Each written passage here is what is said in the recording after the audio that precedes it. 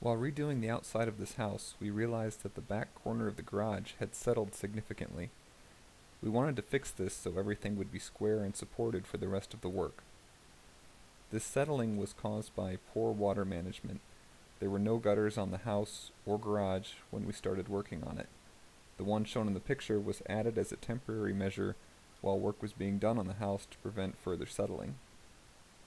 The first step to the repair was to lift that corner of the garage off the settled foundation blocks. We were not lifting very much weight, but wanted to lift it as evenly as possible, so 2 jacks were used. The posts that you can see above the jacks were just scrap 2x4s that were fastened together.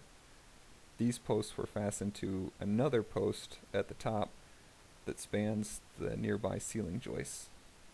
Once the wall was lifted off the blocks, we were able to remove the damaged blocks. We pulled out any loose or broken blocks and lots of soil that had accumulated, but left the blocks that were still firmly connected.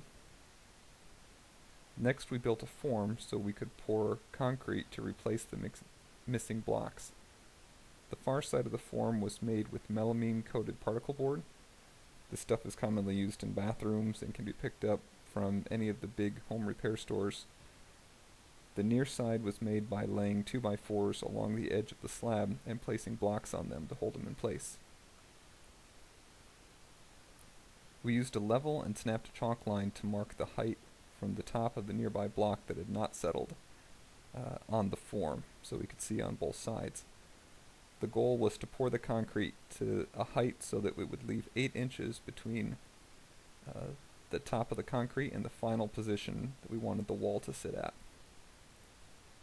I don't have any pictures of the intermediate, but we were using a regular concrete mix, and it had a lot of aggregate as small stones and not a whole lot of sand. All these stones left a fairly rough looking top finish, so while it was still wet, we mixed up a small amount of mortar, just some concrete with just sand and cement, no stones, and used that to make a skim coat across the top. It looked a lot better this way. You could skip this step if you had a high quality concrete delivered, but that's significantly more expensive for a small job like this.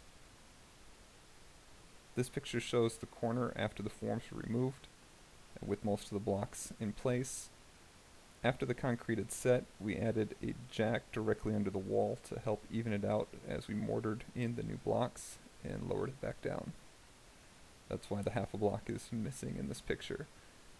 We were able to cut and place the final block from the outside after everything else was finished.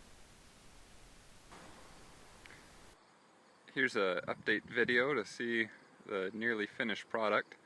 Try to have similar angles as some of those pictures. So here's front of the garage. Everything's sided now. We'll head back and look at that garage transition.